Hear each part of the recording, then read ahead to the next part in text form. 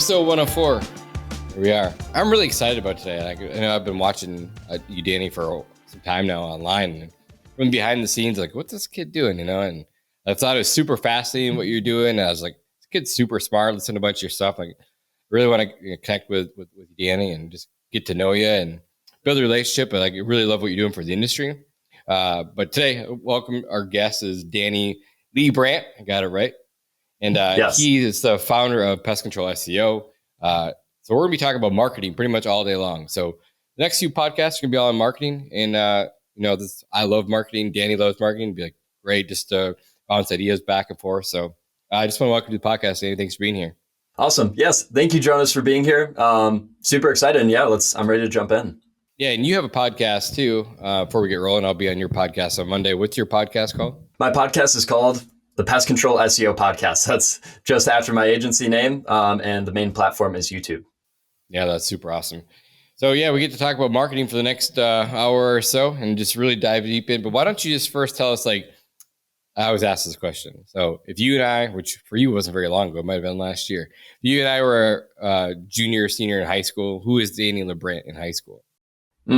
Okay, so in high school, I actually wasn't really an entrepreneur. I was more of a creative type. Kind of funny. I was kind of thinking of becoming like a SoundCloud rapper or, I don't know, maybe making like meme accounts and stuff. Nice. I've always kind of had like a creative edge to me. And really in high school, my whole life was football. So I played football throughout high school, was always pretty good and, learned a lot and was always kind of a leader role in that. So, always captain, leading the defensive line or the offensive line. I played quick tackle for junior and senior year.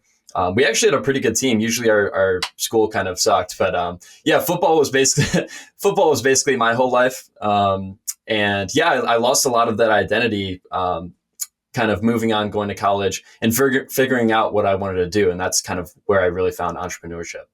Yeah. And I think a lot of us lose our identity, right after high school, get into the next phase of your life. For sure. I know I did. How did you find entrepreneurship in college? What were you going to college for? Yeah, so I went to college for business administration, and I kind of always knew that I wanted to be an entrepreneur because both my parents actually own businesses. Oh, really? What do they do? Yeah, so my dad owns a flooring company and my mom owns a therapy business. So they're both, fairly successful. They're both really crushing it in their fields, have teams built out and everything. So, I mean, it sounds kind of naive or maybe egotistical, but I just never even once in my life considered being an employee. I always knew I was going to start a business and it was kind of just a matter of time, maybe, okay, we'll do some freelancing here, maybe pick up like a side gig, maybe do like some door dashing, which I did for a little bit.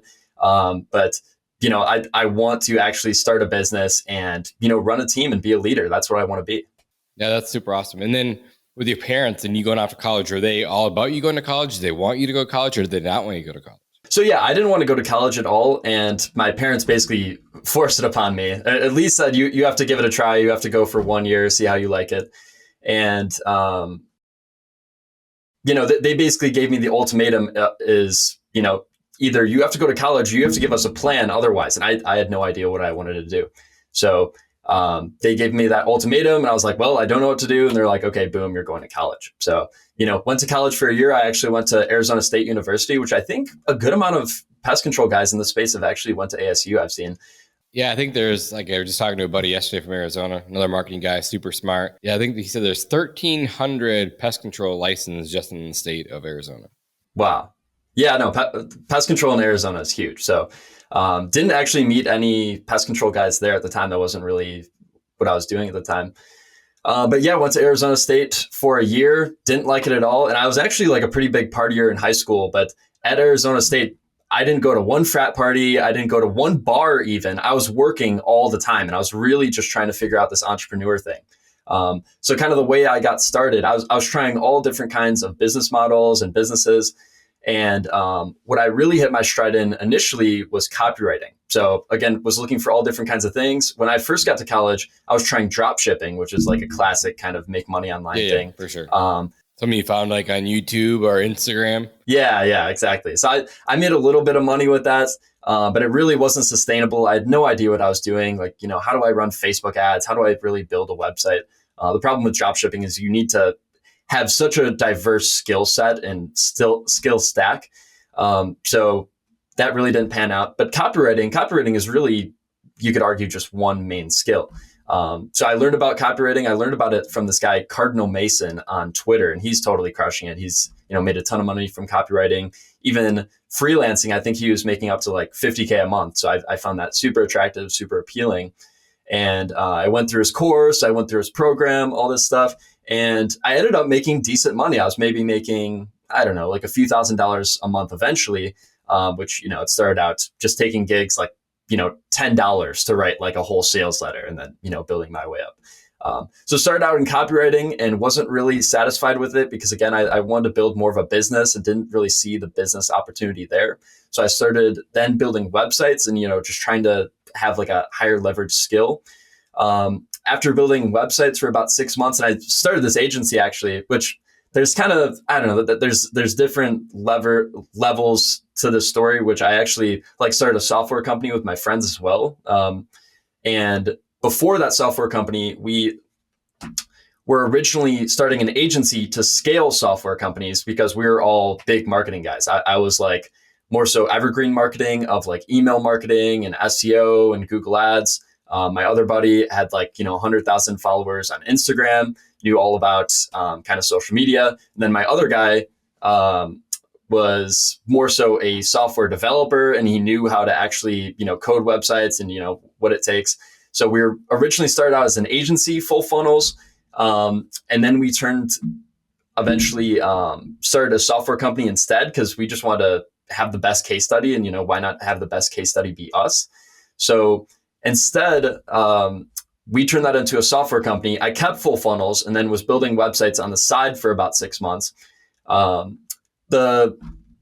The software company was still kind of going, and we ended up adding a few co-founders and one left. I don't know. It's this whole other side story that I don't even really talk about anymore.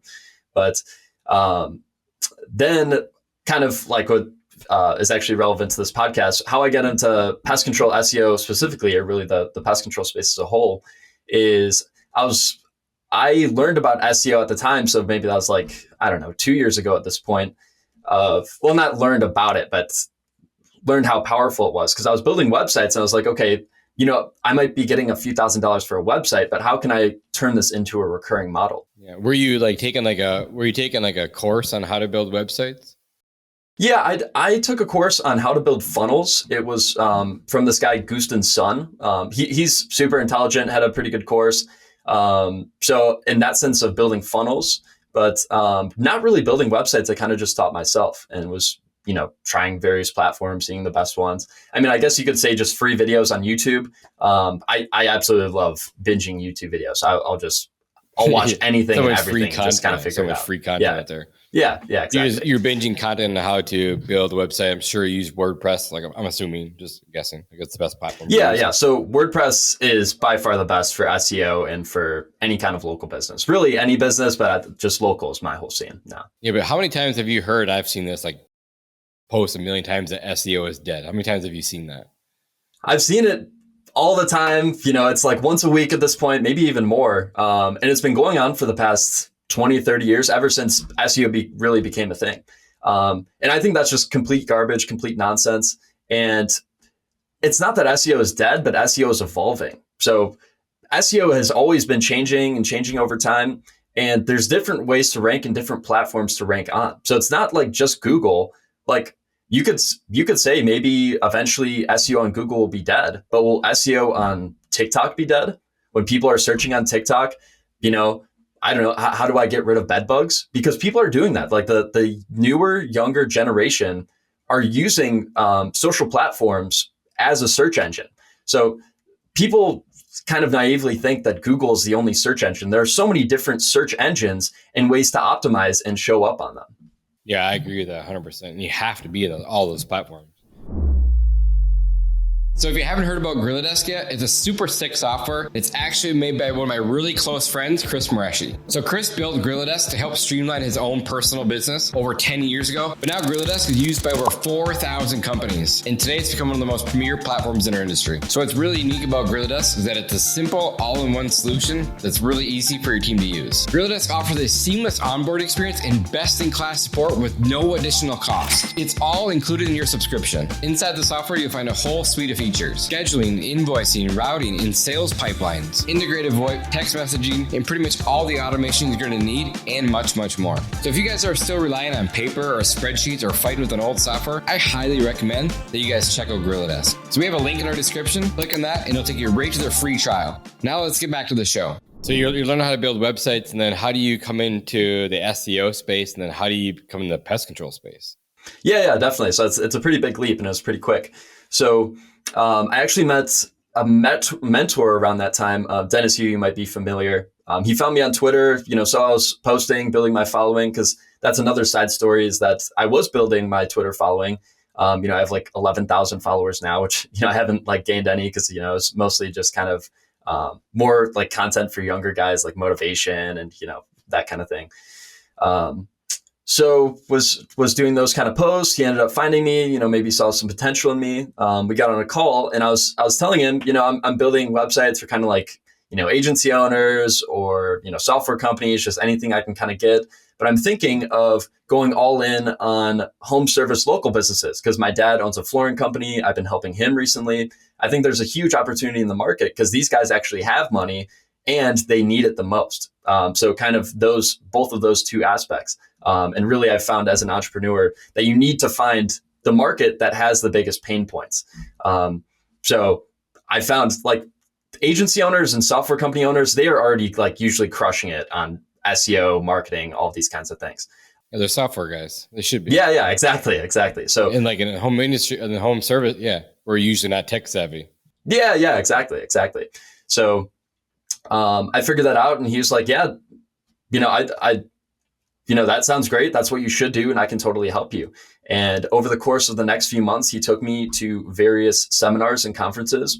And the one that really kind of blew my mind and opened me up to this new model was Josh Nelson's 7-figure agency seminar. So I'm not sure if you know Josh. He has, like a $5 million agency. And I think in his mastermind, there's over 500 people in it. It's just called 7-figure agency. And he has a book on it and all these different things.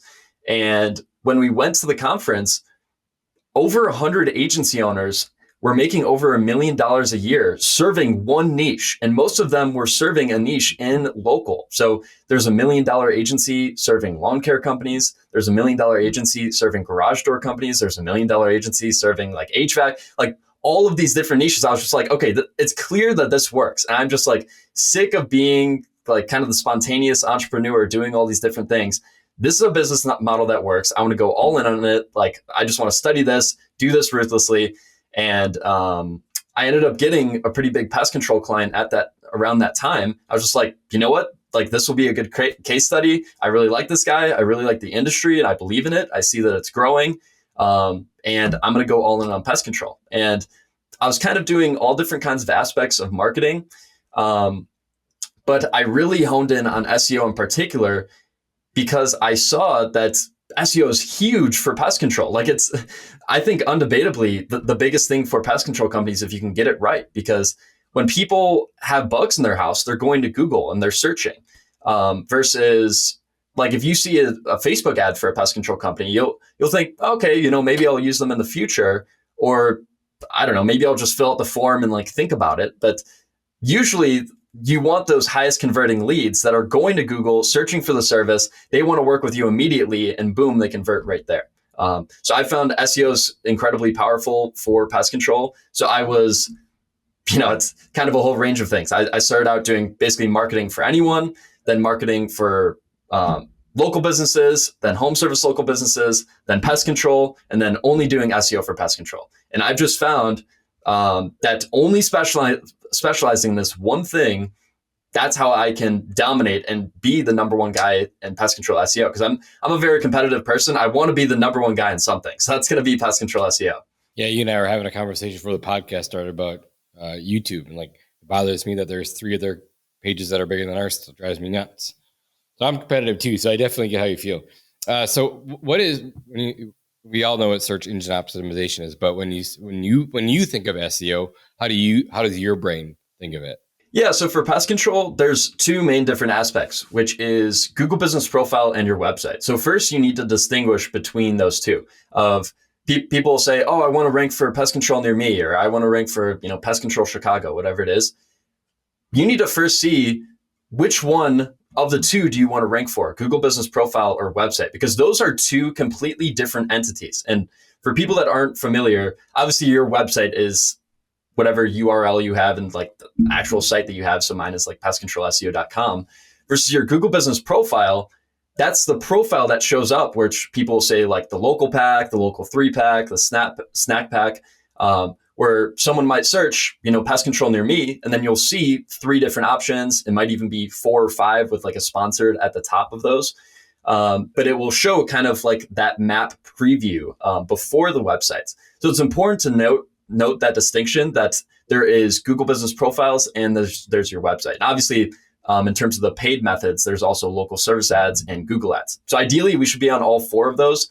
Local service ads kind of run on their own. So I highly recommend running local service ads, and I do some basic optimization for those. But in terms of SEO, in terms of organic, it's Google Business Profile and website. And kind of just to go into that a little bit deeper, Google Business Profile is much easier, much cheaper, much faster. So every company should hone in on that first immediately. So some kind of quick, easy things we can do there. Well, actually, not quick, easy, but the main things that we should be focusing on for our Google Business Profile is reviews, which really that's most of it. And most people will advocate for reviews, no matter what it is, really, in terms of a conversion standpoint or rankings or branding. Reviews are everything. So like do anything you can to get reviews. I'd really say you should be aiming for at least like that 100 review threshold. I think that really separates you from other companies. Whereas a lot of companies, might have like 30 to 50, and all the big players usually have over 1,000. But you at least want to separate yourself from the small guys. But you're still like a higher tier company.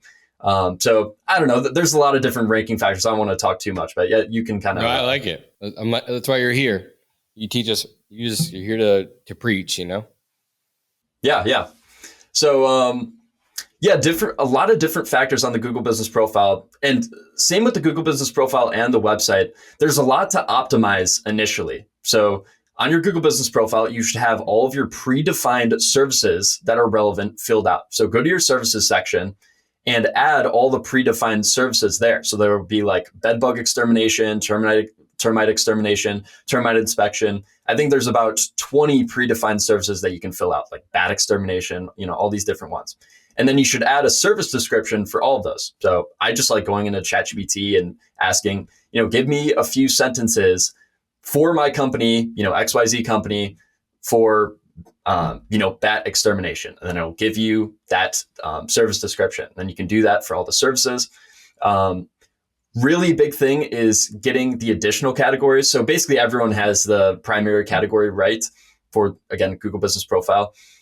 Primary category should be pest control service, but most people, I don't know, maybe 70 to 80% of the companies that I've looked at only have 1 or 0 additional categories. We want to make sure that we have all those additional categories in place as well. So there's animal control service, potentially animal rescue service. There's wildlife removal, lawn care service if you potentially offer that, tree care service, potentially like environmental consultant if you consider yourself that. A lot of these are kind of nuanced. There's like bird control service. So I have a whole list of these. I'm just going off the top of my head. But yeah, really want to get those in place as well. I'd say that's a super easy win. Like these are things that we can do, in like 30 minutes that make an impact immediately, as long as we have other things in place as well, which I'd say arguably the number one thing that we need to have in place is a location. So most companies that I look at, and kind of rightfully so, don't have a location, at least these smaller guys. But location is huge because Google is picking companies based on proximity relevance. So they're looking for the companies that are closest. So the same way as if you're looking to go to dinner tonight and you search, restaurants near me, you go to the list and it will show restaurants that are like, zero point 0.2 miles away, 1 mile away, 1.5 miles away. They're all super close because Google, no matter what, if it's pest control or restaurants or whatever it is, they're optimizing for proximity relevance. So one of the first things they want to do is, hey, you're looking for emergency pest control services. Well, I'm going to show the guy that's 0.2 miles away instead of 5 miles away. Like that just kind of makes sense. And that's how you can get a leg up on these bigger companies, is you can get all the proximity relevant traffic as long as you actually have a location. Because, the big players, they are, I don't know, they might have like 1,000 reviews, like, Orkin, Terminix, these big guys. But you can still dominate, maybe 3 to 5 miles out in your immediate area, especially if you strategically place it kind of away from these companies. That's what I advise. That's really smart. What about the people that don't have a physical location? What do you tell those guys? Like, let's just say they're run out of their house, or they don't have an office, but they have a business in another location. Yeah. So it's going to be really hard to get any noticeable or big increase in leads by not having a location. So I've done this plenty of times, and I've offered, just strictly Google Business Profile optimization services, and doing all the optimization stuff has very little impact if you don't have a location, which I just hate to say it, but that's just the reality of the situation. So honestly, it doesn't even make sense to go in and do all these crazy things. You should still be stacking up reviews and, maybe adding some photos, but really we should be trying to get a location as fast as possible. And I made a post about this like a week ago, and someone, a wildlife owner just commented, and he was like, hey man, the only problem that I'm having is, I don't have a location. And what I said to him is that you don't technically need a location, like where you're operating out of. You have like a receptionist there and everything, but you need something that is your location, and it really shouldn't be your home address, and it shouldn't be a virtual office. So this should be ideally an office that you're actually renting out for maybe, I don't know, ideally $300 to $500 a month. Ideally not more than $500 a month. That's a little expensive, especially for these smaller guys. Or potentially if you have some connections in the area, that you can rent out a room from them in the back of their space. Maybe it's a friend and you can get it for free, or maybe it's like your therapist or dentist or orthodontist, whatever, and you can get a room in the back of their place that, I don't know, it might even be a closet. But if you can put some signage on there, I don't know why, but Google is super huge on this of having signage and permanent signage. If you can have some signage on the door there, and I don't know, just like maybe some equipment, some papers in the room to make it seem legit, then Google will accept that as a location. So really kind of the consensus here is that you should be pushing and doing whatever you can to get a location in place. And you said not to use their residence. Why do you say that? Yeah, it's against Google's guidelines. So you're not supposed to have your home address. If it is your home address, then if it is your home address, then you're supposed to mark yourself as a service area business, because Google can see, like, they have Google Earth, Google Maps. They can see that this is clearly a home, versus having an actual office. They can see it's an office building, or at least something similar to that. And kind of also the other aspect of that, a lot of people will try to mark themselves as or at like a virtual office. The only time you can do a virtual office is if you like fully rent out an office at the virtual office, not just like you're renting it out once a week, but you're fully renting it out. That might be, I don't know, so some of the places it's like $700 a month, which might get a little expensive. But if you just mark yourself as a virtual office place, Google will usually deny it, or someone else. Like, what people can do, and most people actually don't know this, is Google isn't the one that's throwing out all of these like spams or like all these kind of violations to your Google Business Profile. A lot of times it's SEOs like myself that will go in and look at competitors, see if they're doing anything wrong, and report them. Because I hate to say it, but that's part of SEO. It's like, if you're doing something wrong, if you are keyword stuffing your business name till kingdom come, like, pest control, ant control, bedbug control, all in your business name, that's against Google's violations, as long as you don't have that as a DBA. So you should get reported for that. We want to preach best practices. So I've talked to a lot of the top local SEOs in the space and done a lot of research. Everyone agrees and everyone recommends that getting like a back room in someone else's business is cool, and getting like a full-time office at a virtual office works as well. Yeah, I agree. And then you said service area business where you don't have to actually have a physical location. Do you think Google dings you on that? Yeah, so they're looking for the proximity relevance. So they're going to show everyone that is more proximity relevant than you. So like kind of the caveat to this is if you are in like a small town and you have no competitors, then you don't even need a location because you're going to show up. But what I'm saying is that if you are in a super competitive place like Chicago or New York, let's say there's 100 pest control companies. I mean, you're obviously going to be on the list when people search pest control, but you might be 50, you might be 70. So, I mean, who even cares? We really ideally want to be in that top 3, at least, top 7. And then when it comes to multiple locations, what's your thoughts around that? Like having, 3 offices within a certain radius?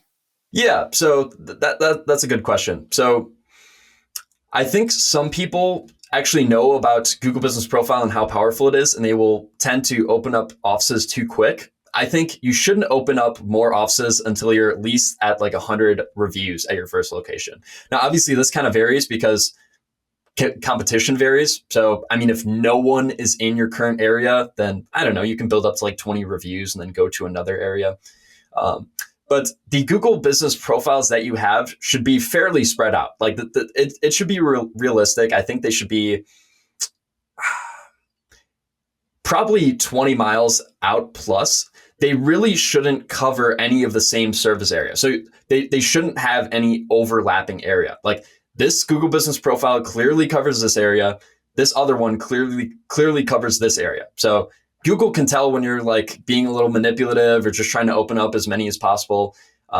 It's not best practices, and I don't recommend it. Like, let's first max out the first Google Business Profile that you have, get it to like a few hundred reviews. Everyone that searches your business, they find that one. This is the clear Google Business Profile, and then we can start building out the others. But usually, what happens when you're an actual bigger company and you're building out the locations is that you're not doing like almost this fake thing of like, renting out someone's back office. You're actually having offices and, building out teams within those. And you have like a sales center and, receptionists and everything.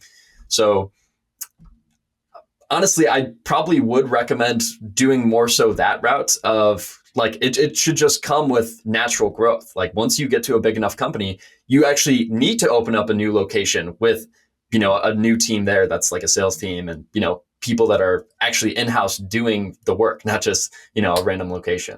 Yeah. When you add multiple locations like that, does Google see that as your more authority? Yeah. So that's a good question. So when you have several Google Business Profiles, Google basically knows everything, right? They can see that you have all these profiles and they can see that, whether they're filled out, how many reviews they have, how many photos they have.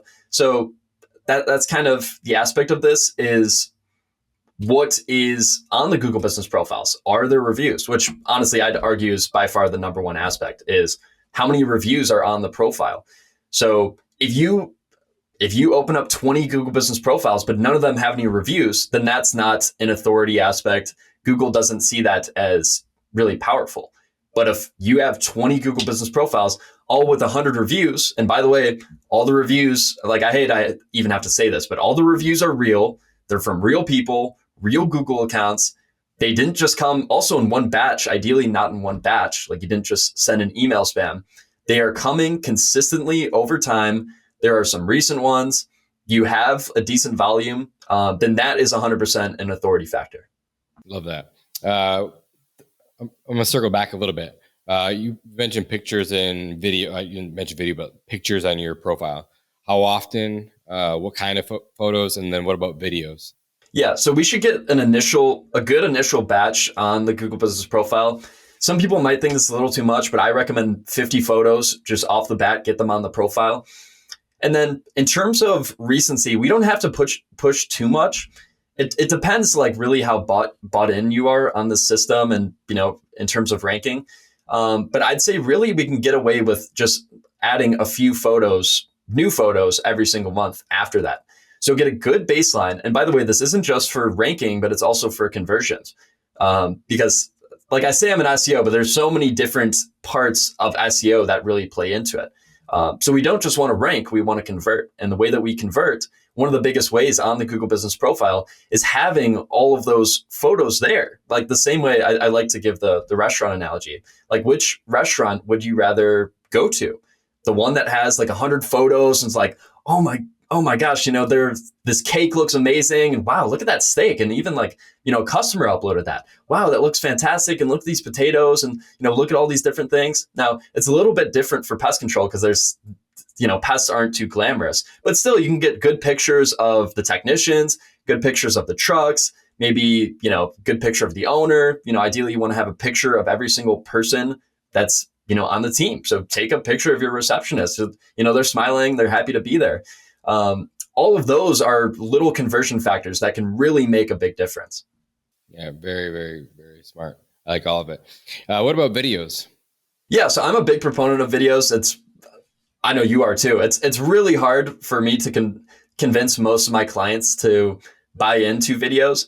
They're not going to take them themselves. Maybe they'll have like a son or daughter do it. Maybe some younger person on the team.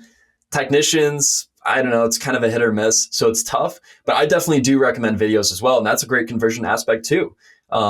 Where the new age, especially, I think this is going to be way more prevalent as the younger generation gets older, is the younger generation, they're all on TikTok, Instagram, these short form platforms. Everyone wants to see videos of what's going on. Like photos aren't going to be enough anymore because really you can view it as like a trust signal. And the signal is you can see the truck actually pulling into someone's driveway, and you can see the technician walking into the house, and you can see them greeting the person. All of those are trust signals, and they can see very clearly, oh, okay, I can see exactly what this is like. Wow, that technician looks so friendly. Okay, I can see how it looks like when they pull into my driveway. And okay, this is them spraying bugs on the side. And this is the owner talking about, how, I don't know, how our product is different and how it's eco-friendly. So there's all of those kind of different aspects. So I am a huge advocate for videos, and not just on the Google Business Profile, but I think like what I've been really pushing on recently is that on all the most important website pages, so all of your service pages, all of your location pages, and your homepage, you should have like a video on those pages for that specific service. So let's say, because I'm in Chicago, I always use the Chicago example. Let's say, oh, you're close. I didn't realize you're in Chicago. Yeah, it's awesome. We're only 5 hours apart. That's cool. Yeah. No, I saw you're a little bit north. Are you in Wisconsin? Are you north? Yeah. Okay, Appleton, cool. Green Bay. Okay, cool. No, maybe we could get something going in person. Absolutely. It'd be cool. Yeah. Anyways, with the Pest Control Chicago example, and so I've been recently doing this for all of my clients, is I will interview them on each of their top services and each of their top locations. So, tell me about Pest Control Chicago or yours. I think it's like Appleton or, maybe some other different ones. Tell me about Pest Control Appleton. What are the most common pests there? What are common signs that people can expect of these pests? How can people contact you? What is your process? Different aspects of pest control in Appleton. And that way they can really kind of assimilate with you. They can feel that personal connection. And by the way, because that I'm talking about the conversion aspect now, but it's also an SEO aspect. Not only can you rank the YouTube video itself, which is another way to rank, but now the website page will do better. And again, we were talking earlier about competition and, well, like me saying that I want to be like the best guy in pest control SEO, the same way that I am in ranking clients. And the way that we rank, which I don't know, I guess this is kind of a given, but some people don't know, is that SEO is like a zero-sum game. Only one person ranks number one. So who is going to rank number one? They're the ones that are doing all the extra little things that no one else is doing. And that is like adding a video on the page. That is like adding unique photos on the page, adding, a unique map embed on the page, FAQs, like all these different things. We should be adding all of those because SEO is a game about beating competitors. So whoever's doing it the best, we need to beat them. Yeah. And guess who owns YouTube? Yeah, Google, exactly. So yeah, we rank 60% higher organically just because of all of our content. Yeah. Yeah. No, I believe it. And yeah, no, and the brand awareness aspect as well. I talked about this on a podcast recently, but most people, at least the smaller guys, aren't really thinking about brand awareness. They're more so thinking about, just how can I generate leads as much as possible. But generating a solid presence, like the way you have on socials, is a big way to drive SEO. Now people are like curious about you, they've heard about you, and they're searching up your company. And in terms of Google, the way they see companies being authoritative is how many links you're getting, how much traffic you're getting, how well built out is your website. So when they're looking at things like that, if Google sees that 500 people a month are searching turf badger or pest badger, that is a super high authority signal. And same with any other different kind of company. Having that brand search alone is huge. Yeah. So you talked a little bit about the website videos and all the pages. Great. Any additional tips for the website side of things? Yeah, so let's see. I'm always optimizing for quick wins. So I just like to take a quick look at the website and see what it feels like as a user. So first, let's take a look at the homepage. How easy is it to convert? There should be a contact button that's very easy to read in the top right, like on your navigation. And that should also be your phone number written out, and you can click on it. So written out, because if people are looking at it on their computer, then they want to be able to type it in on their phones, and it should be clickable. So if they're on their phone, then they can click it right away, click to call, and then they call. So if you want to do that, then you can just use the link. Some people don't know this. The link to a phone number is TEL. What is it? I'm thinking of the key. Colon. Yeah, it's colon. TEL colon. No spaces, TEL colon, and then your phone number with no dashes, no nothing, just all of the 9 numbers in a row. That's how you link a phone number. So we want to make sure that we're optimizing for those initial conversions. And let's see, also having a contact form basically immediately. And by the way, that goes for all of the what I'd consider landing pages. So the top landing pages on your site would be homepage, service pages, and location pages. And by the way, you should have all those set up if you don't already. So service pages would be like termite control, bed bug extermination, whatever the top services that you provide in your area. You should have a contact form immediately at the top of those pages, because pest control, it's kind of the same for every service, but I'd say especially pest control, because some of the customers that you're getting are kind of emergency services. They want to contact you immediately. And, maybe they saw your Google business profile. They're like, boom, I'm bought in. I just want to click on their website so I can, maybe fill out a form because I don't want to call. They go to the website, they can fill out the form immediately. So you have to give people that option. I think that's super important. So really, optimizing for those conversions is huge. I think that's what most pest control owners would understand. There's some more technical SEO stuff I could get into as well if you want to. Yeah. It's like we talked about funnels earlier, right? Like you're building a funnel with your website, getting them to track through the lead, come top of funnel, get into the lead, fill out the form, and then go down the funnel to eventually close them. Have you ever seen anyone try to use like a click funnel instead of like a WordPress? Yeah, I've seen plenty of people do it. They might use Go High Level or ClickFunnels or maybe some other platform. I think that's okay. And you can, certainly do that for something like Facebook ads if you want. But I always recommend using your actual website, because we want to be showing as much traffic and users on the website, because those are authority signals. So you don't have to build out a separate page. You can build out a page on your website for whatever that term may be. And you could have like a website developer build whatever kind of page you want. Maybe you want it a different kind of look than the rest of your website. You can have them build it out on something like Figma and then just turn it into a website page. So I would recommend against using another platform. I think you should just solely use your website so we can have as much things going on there. For sure. How important are backlinks today as far as relevancy from, let's say, 10 years ago? Yeah, backlinks are very important. In terms of versus 10 years ago, they are less important, but they still play a huge role. And especially with the rise of AI, they are actually more important with AI, because what AI has done, it's allowed people to generate basically infinite content. You can even generate a website if you want.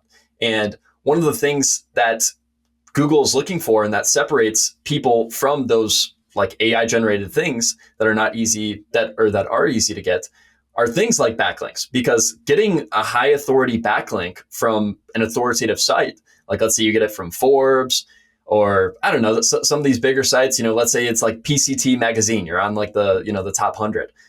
That link is huge and it carries a ton of relevance because that's not really something you can fake, because it's already kind of been established of who like the top websites are. And obviously you don't have to get it from like a top 100 site, but if you're looking at a tool like Ahrefs or SEMrush, you want to get links from sites that ideally have like a domain rating or authority score over 30 and is getting like at least 1,000 traffic a month. And those signals, that is signaling to Google that you are an authoritative site. So there are kind of two links that we want to build, which are niche relevant and locally relevant. Now, ideally we get both, but that's very hard to do.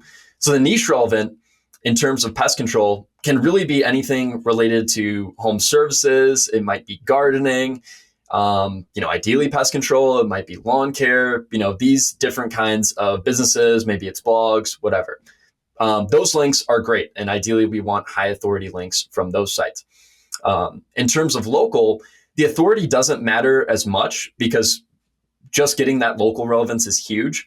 But we definitely want to be getting local links as well. So there are different ways you can go about this. The first thing that I recommend is reaching out to the business owners in the area. If you're a business owner, chances are you are friends with other business owners in the area, and you guys can maybe like co-create some content together, or you write a guest post for them, or get a niche edit on their website, whatever it is.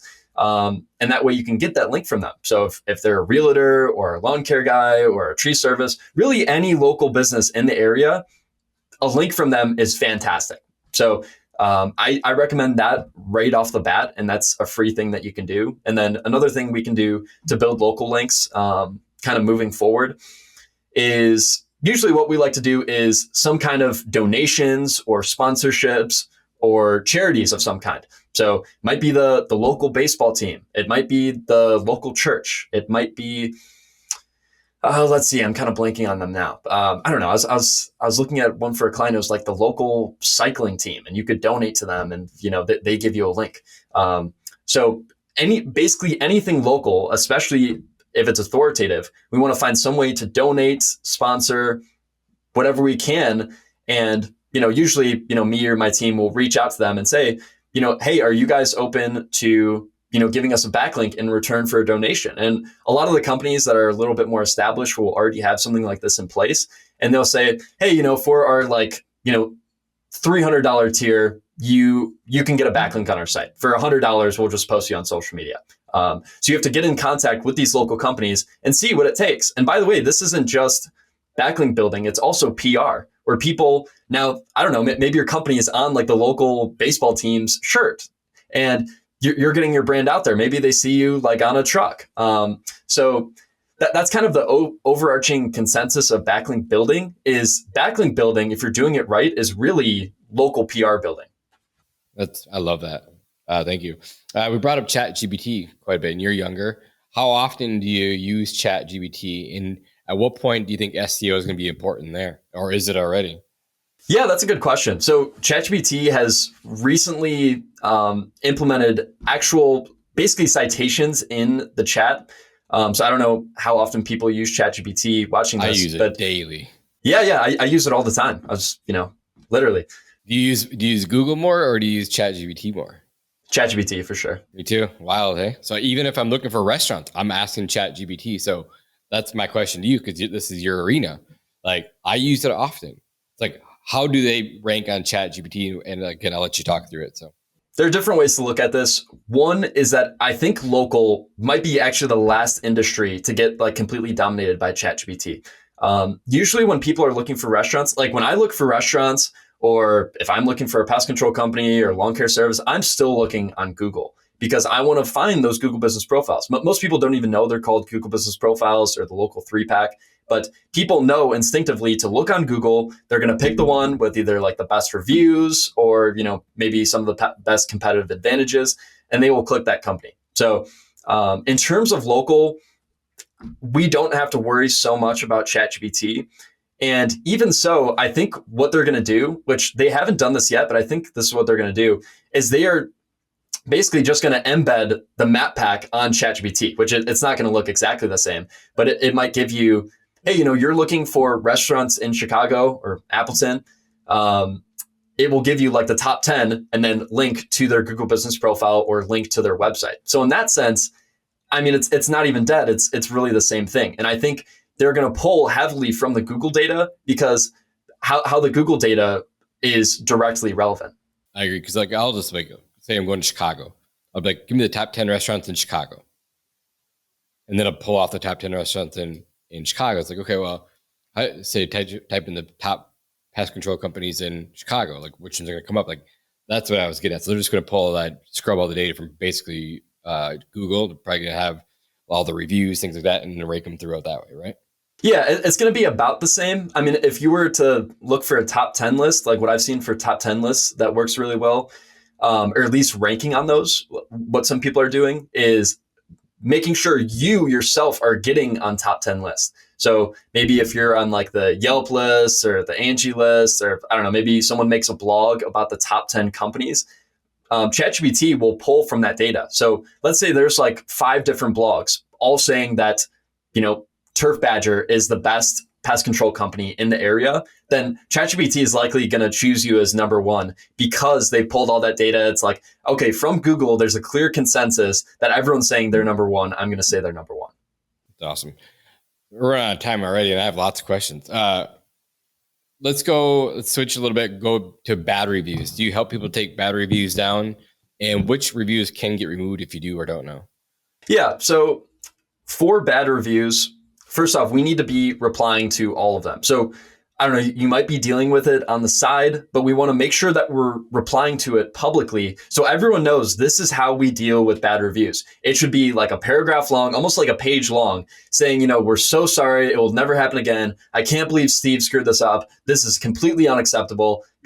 Really show that you're empathetic and that you're going to do whatever it takes to make it up to them. Because customers understand that bad reviews happen. Like, no business is perfect. Some things get screwed up. Not every technician is perfect. They might do something bad. But customers want to see, most importantly, how you're dealing with those. So it's not even so much of removing them, but it's how you're dealing with them. And in terms of removing them, or at least kind of vindicating them, is you can basically, you want to vindicate it by talking to the customer. So they had a horrible experience. You want to call them immediately. You want to get in touch. Hey, what can we do to make this right? And they're like, oh, well, there's still like all these spiders in my house, whatever. They're like, boom, we will come over like within the next hour. We're going to fix all of this, on us. We are so sorry, whatever. And then after the service, you can say, hey, if you're happy with the way things are now, then would you mind editing your review? And then you can ask people to edit it from a 1-star to a 5-star. So I don't typically recommend removing them, but we can have the people amend them after they're happy with the service. So like, for example, we got one like, I don't know, 3 months ago, and this is a door-to-door guy. I got a 1-star, sold the customer. She pre-canceled before the service. She said that she sold and she wanted it, but her husband said she should cancel it and give us a 1-star review. Then, of course, he tried to call her, try to save the account. She didn't answer the phone, right? She kind of just ghosted us. Like, ones like that, I highly recommend you check it removed. But not a customer, never were a customer, nothing. You know what I mean? Yeah. Yeah, no, those are tough. And you can explain the full scenario in public. So, again, I've actually seen some stats, some people vary, but that people actually trust companies that have 4.7 to 4.9 stars more than 5-star companies. Because you see 5-star companies, you're like, it's a little fishy. Did they buy all of these? But, you see like a 4.7, 4.8, are like, okay, this is clearly a good company. Okay, fine. Let me take a look at the bad reviews. It's like, oh, it's this crazy girl, Amy. And like, oh, yeah. I know Amy down the street. Actually. Exactly. So as long as you basically confront it publicly, are very straightforward with the situation. Like, this has potentially stopped me from working with companies because you have to think about it from yourself as well. Where I there might be a company or service that I'm looking to work with. I, search them up on Google. I see some bad reviews, and someone leaves like a horrible review. And then you see the company say, look, I don't know where this is coming from. This is completely false. Or, hey, this is actually a personal attack. This is just because it's like my ex-girlfriend and they don't like me. So, you can basically confront it publicly, and you should be okay. Yeah, for sure. How important are maps? Yeah, like Google Maps. Ranking on Google Maps. Okay. Yeah. So there's some relevance there, and it's basically the same as searching on Google. So it will give the same results as long as you're actually logged into your Google account and you have like your location showing on Google. It will be the same thing in both places. You'll get that same exact list.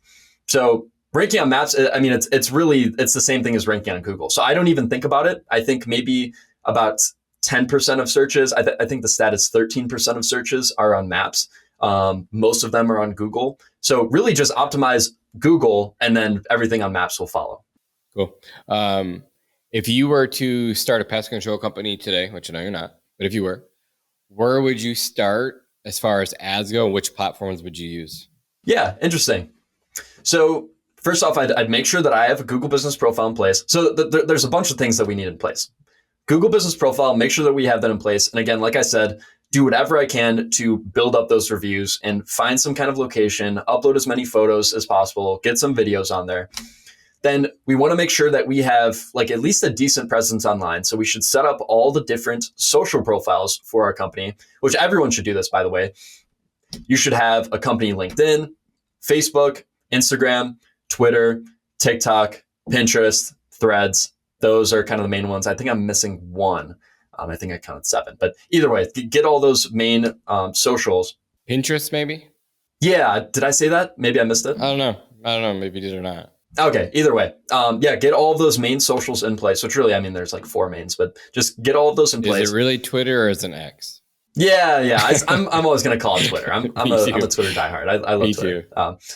So anyways, get all those socials in place, get all your directory listings in place. So you can go to like SEMrush Listings Management and get all of those in place for, $20 a month. Very cheap investment. I think it's worth it, especially for building your brand and showing Google this is clearly who you are. So getting those socials, getting those directory listings set up, that is huge. And then I would go to directory listing sites, or actually, I guess you could say lead generation sites. But that would be like House, Thumbtack, Home Advisor, potentially Bark. I'm hearing about that one. These different kind of lead generation sites. I think that is great. But honestly, I think as like a starting business owner, I think one of my favorite strategies or something I'd recommend is honestly going door to door. Like if you're just starting out, you are hustling. So like, I mean, we can, build this digital presence and get all those things going. And really, we should have them going in the background.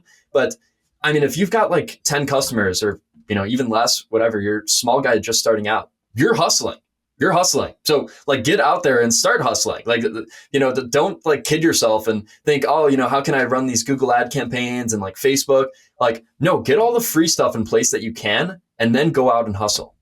Very, very smart. And again, I'm willing to give up a free initial service for a 5-star review. I'd just rather trade them. Trade you straight up. Like I want to get to 25, 30 reviews, 50 reviews as fast as possible in a new market.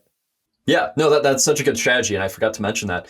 And that's a key point to mention as well, is that's just the first service. Like pest control, assuming everything goes well and they like you, this is a recurring service. Like each person is going to be like a few $1,000s worth of lifetime value, as long as you have the correct packages in place. So why not do the first service for free for review? It's a no-brainer. So yes, really good strategy. I like it. But if you were to start spending marketing dollars, where would you put them? Which platform would you use? Local search ads first.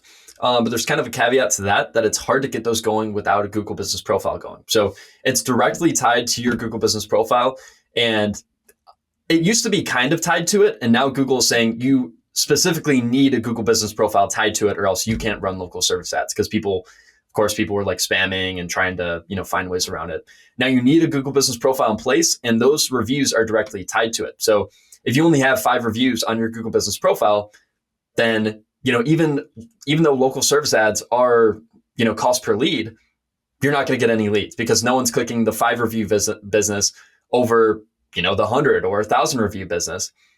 And as long as you don't have many competitors. So again, that's kind of like the competitor question, which there's so many pest control companies getting started now. I see very few companies with very little competition. So if you can squeeze that by, then that works. And then if there's no competition, then you don't even need local service ads. Everyone should be clicking your Google Business Profile. But local service ads first, then we can get into Google Ads, doing some more bottom of funnel keywords, and probably do exact match. And we can look at a tool like SEMrush or something. We're like, okay, what are the top keywords that we want to target? Okay, pest control Chicago, exterminating Chicago, Chicago exterminator, whatever it is. Target those top keywords, and we can do exact match and do some optimization there. I don't do too much with Google Ads. I have a guy that does it for me, but that's what I'd recommend off the bat. And I also love Facebook ads. I think Facebook ads are more so for brand awareness. Even though I hear people do a lot of conversion stuff, and I know you're friends with and actually running something with Jake Sheldon. I think you guys are running that course or program together. Yep.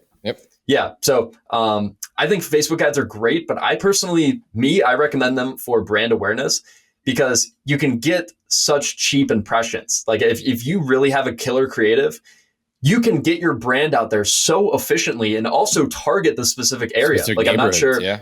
Absolutely. Yeah. I'm not sure how familiar people are with Facebook ads, but you can target any area you want. So if you just want people in Appleton to see your ads, they are going to be blasted with your ads. And that is super powerful. It is. It's awesome.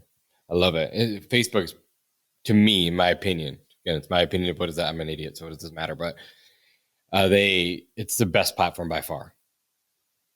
They just have it really dialed in. And TikTok and Google's just not quite there yet, but they're so dialed in at Facebook. It's great. Yeah. In terms of social media advertising, Facebook for sure. And also, as a pest control company owner, you're going to be targeting homeowners, which are usually older people. They're going to be at least 30, probably 40 plus. All of those people are on Facebook. I don't know, a good amount on TikTok, pretty good amount on Instagram, but they're really all on Facebook. So Facebook is the place you should be at. I agree. We're already at 12:04 my time, so we're already over an hour. But let me ask you a few more questions. We'll wrap this thing up. Again, I appreciate being here. So let's ask you, Danny, what's the next 5 years look like for Danny? What's your plans? Yeah, it's a good question. So I really want to scale up this agency and completely perfect my processes. So I am locked in on pest control SEO, I'd say for at least the next 2 years, maybe up to 5 years. So I want to build this to at least $1 million agency, which, that could look like clients at all scales. And really, it's not so much about the money, but I just really want to provide as much value and really become a figure in the space. So, helping out as many people as I can, getting on podcasts like this, running my podcast, making, detailed training videos. Like I just want basically a free complete course on SEO. So you can just have your team go through it if you want. So I think the space is totally lacking with someone that has complete knowledge, especially niche knowledge. I don't know what it is. I don't know if every SEO agency is a scam or they don't know what they're doing. But there are many basic things that are not going on that should be going on. And very few companies, specifically pest control companies, are getting SEO right. And I guess you could say also, to piggyback off that, is that I do want to expand into other services. So, I have a Google Ads guy. We're not offering too much Google Ads, and I haven't been too vocal about it, but that's something I want to offer. I recently started offering consulting, like you saw. I was just going to go there next. I was just going to tell you, I know that, just to put it out there, if anyone needs help with the SEO side and just they already have a marketing team, or they have people in-house, Danny does offer consulting just on this side of the world. So. Yeah.